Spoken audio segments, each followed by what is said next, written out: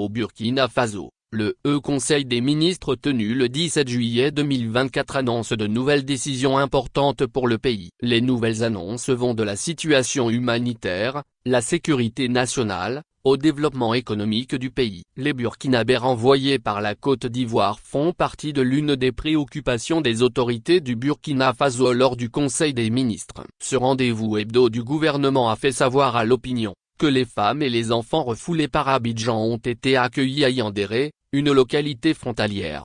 Jean-Emmanuel Ouédraogo, porte-parole du gouvernement, indique que le capitaine Ibrahim Traoré a ordonné une mission gouvernementale pour évaluer les conditions d'accueil de ces ressortissants et assurer leur bien-être. Plusieurs actions et mesures prises. En conséquence, une délégation composée de Nandi Somé, ministre de la Solidarité, et Mahamadou Sana, ministre délégué en charge de la sécurité, s'est rendu à Niangoloko pour apporter soutien et matériel humanitaire. Nandi Somé a exprimé sa satisfaction quant à l'organisation mise en place pour accueillir les rapatriés et a invité les Burkinabés de l'étranger à revenir pour participer à la reconstruction du pays. Mahamadou Sana a condamné le refoulement comme une violation des conventions internationales et a promis d'explorer les motivations derrière cette décision. Le Conseil des ministres a également procédé à une nomination importante. Ouenelepsida Jean-Alexandre Darga a été désigné nouveau directeur général de la police nationale, remplaçant Roger Ouédraogo, en poste depuis mai 2022, et cette nomination s'inscrit dans un contexte de renforcement de la sécurité intérieure, en réponse aux défis sécuritaires actuels.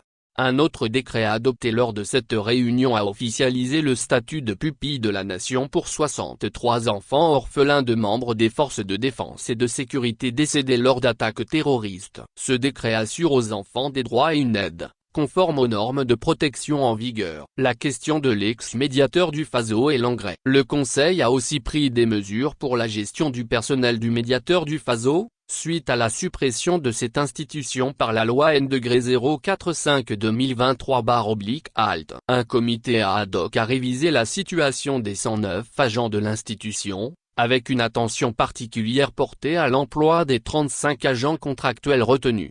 Enfin, le gouvernement a approuvé un projet de production d'engrais minéraux d'un montant de 15 milliards de FECFA, financé en partie par l'État burkinabé, la BAD, et la SEB. Ce projet vise à améliorer la productivité agricole en facilitant l'accès aux engrais de qualité à des prix compétitifs, en attendant l'accord de l'Assemblée législative de transition. Ces décisions reflètent les priorités du gouvernement de transition: répondre aux urgences humanitaires, renforcer la sécurité, soutenir les orphelins des forces armées, et stimuler l'économie agricole pour l'avenir du Burkina Faso. Voici l'intégralité du communiqué sanctionnant le Conseil des ministres. Compte rendu du Conseil des ministres du mercredi 17 juillet 2024. Le Conseil des ministres s'est tenu à Ouagadougou, le mercredi 17 juillet 2024, en séance ordinaire, de 09h00 MN à 13h03 MN, sous la présidence de son Excellence le capitaine Ibrahim Traoré, président du Faso, président du Conseil des ministres. Il a délibéré sur les dossiers inscrits à son ordre du jour, entendu des communications orales, procédé à des nominations et autorisé des missions à l'étranger. La suite après cette publicité. De Libération. I.1. Au titre du ministre de la Fonction publique, du Travail et de la Protection sociale. Le Conseil a adopté un rapport relatif à la situation du personnel du médiateur du Faso et proposition de solutions. Le Conseil des ministres du 29 mai 2024 avait instruit le ministre chargé du dossier de réexaminer la situation du personnel contractuel du médiateur du Faso, suite à la suppression de l'institution par la loi N-045/2023/alt du 30 décembre 2023 portant révision de la Constitution. À sa suppression, l'institution comptait 109 agents composés de fonctionnaires et de contractuels. Après réexamen du dossier, il ressort que tout le personnel fonctionnaire, hormis les agents de sécurité, a été redéployé et tous les contrats à durée déterminée ont pris fin le 30 avril 2024 à l'exception d'un qui court jusqu'au 31 décembre 2025. Le comité ad hoc mis en place pour gérer le passif du personnel a retenu 35 agents contractuels dont 34 à durée indéterminée et 1 à durée déterminée. Le Conseil a instruit le ministre chargé du dossier de prendre les dispositions en vue de l'emploi éventuel des dites agents dans la fonction publique d'État ou le cas échéant de la rupture de contrat pour ceux qui le souhaitent, conformément à la réglementation en vigueur. L'adoption de ce rapport permet la résolution définitive de la situation des ex-contractuels du médiateur du FASO. I.2. Au titre du ministère de l'Économie, des Finances et de la Prospective, le Conseil a adopté 2 projets de loi. Le premier projet de loi porte autorisation de ratification de l'accord de prêt signé le 26 avril 2024 à Lomé, entre le Burkina Faso et la Banque ouest-africaine de développement, BAD, pour le financement partiel du projet d'urgence de production d'engrais minéraux, PUP. Cet accord de prêt entre le Burkina Faso et la BAD pour le financement du PUP s'élève à 14,000,000,000 FCFA. Le coût global du projet d'urgence de production d'engrais minéraux est estimé à 15,069,015,490 FCFA, financé par l'État burkinabé, la BAD et la Société d'exploitation des phosphates du Burkina, SEB. Le projet d'urgence de production d'engrais minéraux a pour objectif d'améliorer la productivité et la production agricole et de faciliter l'accès aux engrais de qualité, en quantité et à des prix compétitifs. Le Conseil a marqué son accord pour la transmission du dit projet de loi à l'Assemblée législative de transition. Le second projet de loi porte adoption d'un nouveau code des douanes. Depuis son accession à l'indépendance, le Burkina Faso a connu un seul code des douanes à travers la loi N-24/62/en du 22 juin 1962. Ce code a fait l'objet de modifications en certaines de ses dispositions du fait de l'environnement commercial changeant et de l'évolution de certaines procédures douanières. Cependant, avec l'adhésion du Burkina Faso à l'accord sur la facilitation des échanges, AF, et à la Convention de Kyoto révisée, CKR, l'alignement de la législation douanière nationale aux dispositions de ces standards internationaux nécessite l'adoption d'un nouveau code des douanes. Ce projet de loi permettra à l'administration des douanes d'être plus performante en matière de mobilisation des recettes et à notre pays de respecter ses engagements internationaux. Les innovations majeures de ce projet de loi permettront entre autres de renforcer l'action des services douaniers dans la protection du droit de propriété intellectuelle, lutter contre la contrefaçon et contrôler le commerce extérieur. Donner une base légale au suivi électronique des camions de marchandises en transit, au contrôle non intrusif des moyens de transport de marchandises et au paiement électronique du montant des droits et taxes éligibles. Mettre en place de nouveaux régimes économiques ainsi que la zone franche. Prendre en compte le trafic postal pour un meilleur suivi du commerce électronique. Prévoir des voies de recours administratifs et revoir à la baisse le quantum de certaines peines, conformément aux dispositions des standards internationaux, CKR et AF. Le Conseil a marqué son accord pour la transmission du dit projet de loi à l'Assemblée législative de transition. I.3. Au titre du ministre de la Justice et des Droits humains, charge des relations avec les institutions. Le Conseil a adopté un décret portant adoption de pupilles de la nation burkinabé. L'adoption de ce décret permet à 63 enfants orphelins des forces de défense et de sécurité décédés dans l'exercice de leurs fonctions suite à des attaques terroristes, de jouir des droits attachés à la qualité de pupille de la nation burkinabé, conformément au décret N-2-1132-MDAC-MEF-MAT-MEF-MJDRI-Ansarnif du 19 septembre 2023 fixant la procédure d'adoption et les modalités de protection et de soutien aux pupilles de la nation. Le Conseil a adopté un rapport relatif au projet spécifique au titre de l'année 2024 du ministère du Développement industriel, du Commerce, de l'artisanat et des petites et moyennes entreprises. Ces projets spécifiques concernent la réalisation d'infrastructures et l'acquisition de biens et services identifiés dans des délais réduits. Il s'agit de la mise en place d'un système de marquage et de traçabilité des produits du tabac au Burkina Faso, de l'acquisition d'équipements, de la réalisation des travaux de réhabilitation des infrastructures du site de l'ex-Brafaso, de l'acquisition de matières premières dans le cadre du démarrage de l'ex-Brafaso, de la fourniture de prestations de transport et de transit de matériel, de la réhabilitation de la clôture et de la construction de guérites à l'ex-Brafaso. Le coût global de ces projets spécifiques est estimé à 11,1 milliards, 11 100 000 000 FCFATTC. Le financement est assuré par les comptes Trésor Relance Brafazo et Restructuration des entreprises en difficulté, gestion 2024. I.5. Au titre du ministre de l'Énergie, des Mines et des Carrières, le Conseil a adopté un décret portant organisation de l'électrification dans les centres ruraux. En 2017, le Burkina Faso a adopté la loi N-014/an du 20 avril 2017 portant réglementation générale du secteur de l'énergie. Cette loi a libéralisé la production de l'énergie. Malgré la libéralisation du secteur, force est de reconnaître qu'il existe une disparité des taux d'électrification entre le milieu rural et le milieu urbain qui étaient respectivement de 5,49% et de 86,21% en 2022. Les coopératives d'électricité qui ont été mises à contribution pour booster l'électrification rurale n'ont pas produit de résultats probants en 20 ans d'existence à cause de difficultés récurrentes de gestion. C'est dans ce contexte qu'une stratégie d'électrification rurale a été élaborée en 2024 à l'effet de porter le taux d'électrification à 50% en 2028. Un des défis majeurs à relever dans le cadre de cette stratégie est l'amélioration de la gouvernance dans le domaine de l'électrification rurale qui passe nécessairement par une réorganisation du secteur. Les principales innovations de ce décret concernent notamment la clarification du rôle de tous les acteurs dans cette nouvelle réorganisation. La suspension de la création de nouvelles coopératives d'électricité sans concession. L'octroi de concessions au secteur privé professionnel pour un investissement massif en zone rurale. Le transfert à la Sonabel pour exploitation des localités gérées par des coopératives d'électricité ne disposant pas de concession ou faisant preuve d'une mauvaise gestion. L'adoption de ce décret permet de réorganiser le domaine de l'électrification rurale en vue d'améliorer le taux d'électrification au Burkina Faso. I.6. Au titre du ministre de l'Urbanisme, des Affaires foncières et de l'Habitat, le Conseil a adopté un décret portant réglementation des servitudes des canaux primaires inondables des eaux pluviales, des zones inondables inconstructibles dans la ville de Ouagadougou.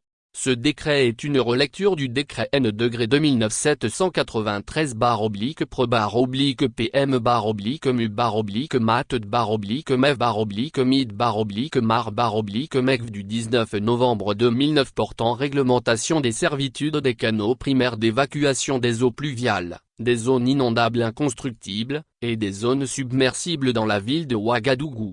Cette relecture permettra de rendre distinctes les servitudes pour chaque barrage et chaque canal. L'adoption de ce décret permet une meilleure application des servitudes des canaux, barrages et ruisseaux et une réduction des risques d'inondation dans la ville de Ouagadougou. Communication orale. I.1. Le ministre de l'Éducation nationale, de l'alphabétisation et de la promotion des langues nationales a fait au Conseil le bilan de l'organisation des examens scolaires de la session de 2024. Les examens scolaires du certificat d'études primaires, CEP, du brevet d'études du premier cycle, BEPC, du brevet d'études professionnelles, BEP, du certificat d'aptitude professionnelle, CAP, et du baccalauréat, BAC, se sont globalement bien déroulés dans les 13 régions.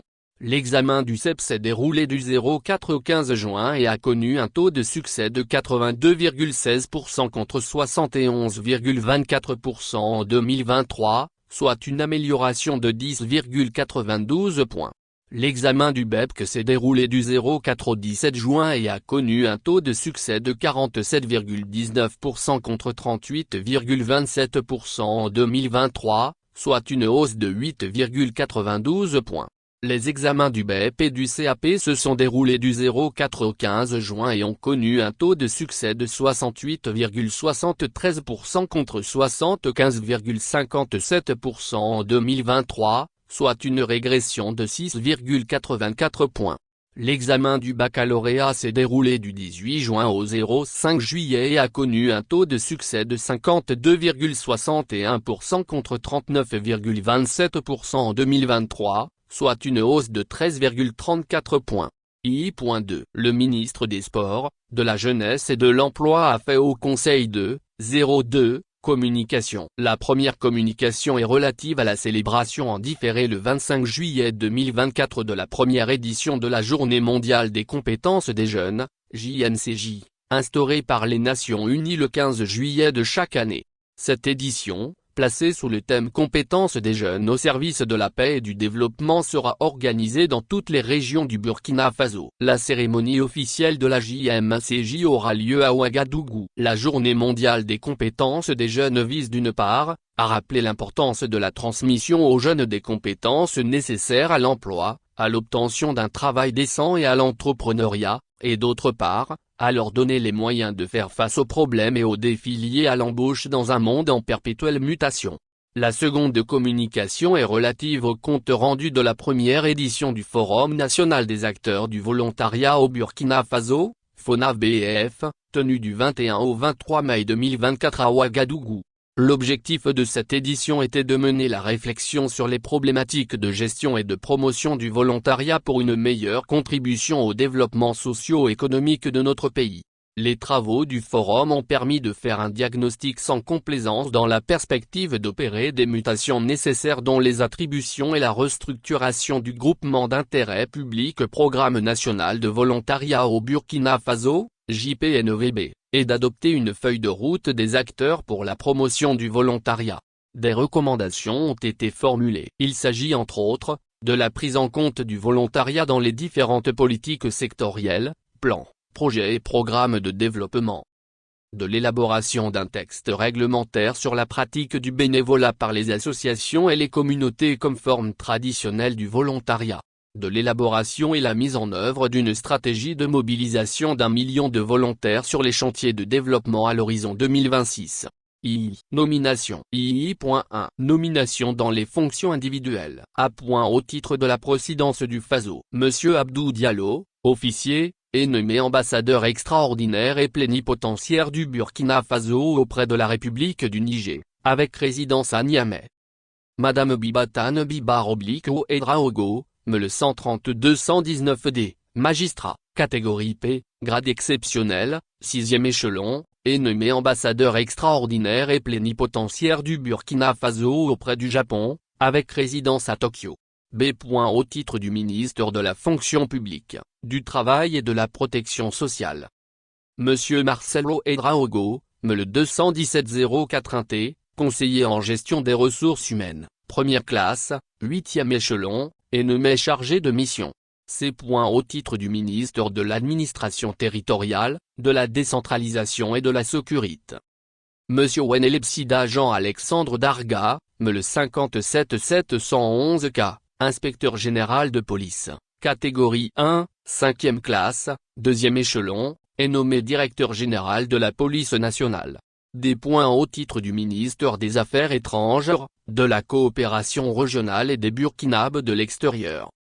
Monsieur Éric Zoungranak, me le 118-848A, conseiller des Affaires étrangères, première classe, 10e échelon, est nommé consul général du Burkina Faso à Paris, République française. E. Au titre du ministre de l'Économie, des Finances et de la Prospective. Monsieur Simon-Pierre Boussim, me le 225-081H, administrateur des services financiers, première classe, 7e échelon, est nommé inspecteur des finances. Monsieur Lougri Jean Legma, me le 47-699R, inspecteur des impôts, première classe, 16e échelon, est nommé inspecteur des finances. F. Au titre du ministre de l'Agriculture, des Ressources animales et halieutiques. Monsieur Moussa Poulmohan Désida, me le 118-318Z, ingénieur du développement rural, première classe, 7e échelon, est nommé responsable du programme budgétaire 075 Aménagement hydro-agricole et irrigation, cumulativement avec ses fonctions de directeur général des aménagements agro-pastoraux et du développement de l'irrigation. Monsieur Milien Ulrich Emmanuel Yisso Bacon, me le 288-546C, ingénieur d'élevage, première classe, 4e échelon, est nommé responsable du programme budgétaire 08 Sécurisation et gestion durable des ressources pastorales.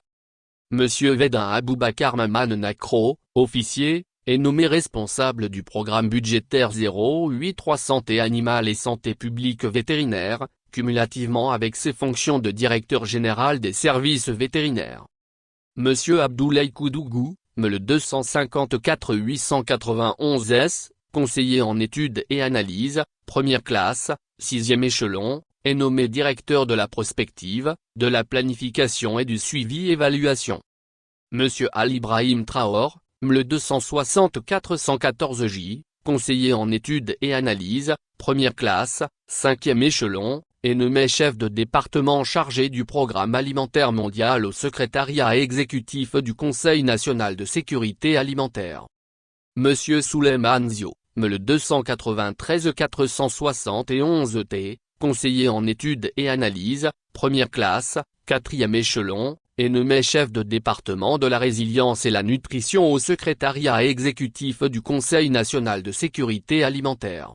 G. Au titre du ministre de la Justice et des Droits humains, charge des relations avec les institutions. Monsieur Milgoumou, MLE 279-917M, administrateur civil, première classe, 5e échelon, est nommé secrétaire général du Conseil supérieur de la communication, CSEC. H. Au titre du ministre des Infrastructures et du Désenclavement. Monsieur Alizina, MLE 32-350N, administrateur civil, première classe, 13e échelon, est nommé inspecteur technique des services. Monsieur Emmanuel Relouandé Kagambeka, MLE 117-462E, ingénieur en génie civil, première classe, 3e échelon, est nommé inspecteur technique des services. Monsieur Olo Palanfo, officier, est nommé secrétaire permanent des travaux routiers à haute intensité de main-d'œuvre, SP Trimo. II.2. Nomination dans les conseils d'administration. Le conseil a procédé à la nomination d'administrateurs au conseil d'administration de la société Nordgold Imyugu, société anonyme au titre du ministère de l'Énergie, des Mines et des Carrières, de l'École normale supérieure, au titre du ministère de l'Enseignement supérieur, de la Recherche et de l'Innovation du Conseil burkinabé des chargeurs, CBC, au titre du ministère des Transports, de la Mobilité urbaine et de la Sécurité routière, ministère de l'Énergie, des Mines et des Carrières. Le Conseil a adopté un décret portant nomination de M. Khalil Koulibaly, MLE 220-284, attaché en études et analyses, administrateur représentant l'État, au titre du ministère de l'Énergie, des Mines et des Carrières au conseil d'administration de la société minière Nordgold Imyugu, société anonyme pour un premier mandat de 3,03 ans. B. Ministre de l'Enseignement supérieur, de la Recherche et de l'Innovation. Le Conseil a adopté un décret portant nomination de M. Dimitri Tuina, élève professeur des collèges d'enseignement général, administrateur représentant les stagiaires au conseil d'administration de l'École normale supérieure, pour la durée de son mandat de délégué général. C. Ministre des Transports, de la Mobilité urbaine et de la Sécurité routière. Le Conseil a adopté 2,02 décrets. Le premier décret nomme les personnes ci-après, administrateurs au conseil d'administration du Conseil burkinabé des chargeurs, CBC, pour un premier mandat de 3,03 ans. Administrateur représentant l'État, au titre du ministère du Développement industriel, du Commerce, de l'Artisanat et des petites et moyennes entreprises, Monsieur Édouard Cabor, MLE 247-184 et L. Conseiller des affaires économiques, au titre du ministère de l'économie, des finances et de la prospective, Monsieur Georges Armand Nyriang Meda, MLE 49-335I, inspecteur divisionnaire des douanes, administrateur représentant l'agence de promotion des exportations, APEX, Monsieur Reyag de Vien de Simons Modo, MLE 90-121A, économiste, administrateur représentant la Société nationale burkinabé d'hydrocarbures, Sonabi, Monsieur Cyriaque Auguste Bernard Yamogo, MLE 258, informaticien, administrateur représentant le syndicat national des commerçants importateurs et exportateurs de cola du Burkina Monsieur Bouremao Edraogo, comptable. Le second décret renouvelle le mandat des personnes ci-après, administrateur au conseil d'administration du Conseil burkinabé des chargeurs, CBC, pour une dernière période de 3,03 ans. Administrateur représentant l'État, au titre du ministère des Transports, de la Mobilité urbaine et de la Sécurité routière, Monsieur Jean-Victorien Toa, MLE 133-131T, magistrat Monsieur Bao Andmanegrezou Granak, MLE 248-615 et L. Ingénieur en transport, administrateur représentant le Conseil interprofessionnel des entreprises du FASO Monsieur Alassane Sianou, gérant de société.